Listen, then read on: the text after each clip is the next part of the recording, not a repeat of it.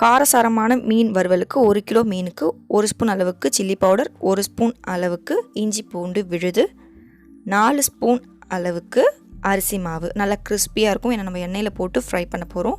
ரொம்ப டேஸ்ட்டாகவும் வேறு இருக்கும். ஸோ 4 ஸ்பூன் அளவுக்கு அரிசி மாவு, 1 ஸ்பூன் அளவுக்கு கடலை மாவு. வீடியோ நீங்கள் பார்த்துட்டே இருக்கும் போது பார்த்தீங்கன்னா நம்மளோட மணப்பெண் சமையல் வீடியோ கீழே ரெட் கலரில் சப்ஸ்கிரைப் பட்டன் இருக்கும். அதை நீங்கள் ப்ரெஸ் பண்ணிவிட்டு பக்கத்தில் இருக்க பெல் ஐக்கானை கிளிக் பண்ணும் போது ஆல் அப்படின்றத நீங்கள் கிளிக் பண்ணி வச்சிங்கன்னா உங்களுக்கு நெக்ஸ்ட் வரக்கூடிய சமையல் வீடியோஸ் நோட்டிஃபிகேஷனாக வந்துடும். இப்போ வந்து 1 ஸ்பூன் அளவுக்கு சிக்கன் மசாலா, 1 ஸ்பூன் அளவுக்கு குழம்பு மிளகாத்தூள் சேர்த்துட்டு, மஞ்சத்தூள் பார்த்திங்கன்னா ஒரு 1/4 ஸ்பூன் அளவுக்கு சேர்த்துட்டு, 1/2 ஸ்பூன் அளவுக்கு மட்டன் மசாலா சேர்த்துக்கோங்க. 1/2 லெமன் வந்து பிழிஞ்சு விட்டுக்கோங்க.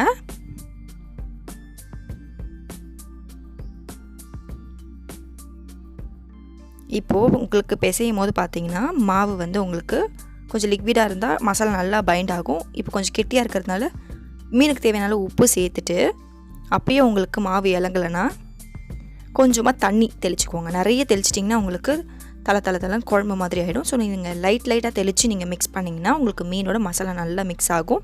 நல்லா மிக்ஸ் பண்ணிவிட்டு ஒரு 1 மணி நேரம் ஊற வச்சுருங்க.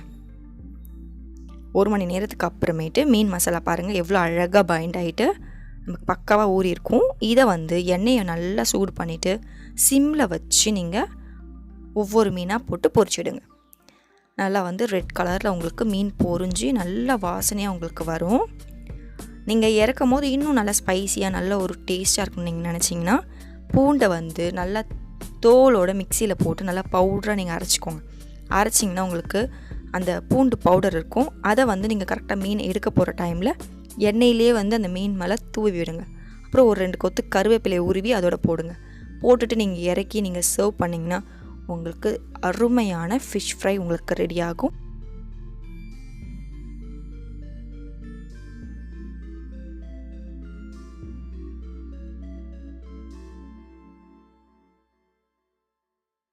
இதே மாதிரி நீங்கள் ட்ரை பண்ணி பார்த்துட்டு எப்படி இருந்தேன்னு எனக்கு கமெண்டில் சொல்லுங்கள். மறக்காமல் நம்ம சேனலில் சப்ஸ்கிரைப் பண்ணி வச்சுக்கோங்க. பக்கத்தில் இருக்க பெல் ஐக்கானையும் மறக்காமல் ப்ரெஸ் பண்ணி வச்சுக்கோங்க. லைக் பண்ணுங்கள், ஷேர் பண்ணுங்கள், கமெண்ட் கொடுங்க. நீங்கள் வீட்டில் பண்ணி பார்த்தது எந்த அளவுக்கு டேஸ்ட்டாக இருந்துச்சுன்னு எனக்கு கமெண்ட் நீங்கள் சொன்னால் மட்டும்தான் தெரியும். ஸோ மறக்காமல் நீங்கள் கமெண்ட் பண்ணுங்கள். Bye friends.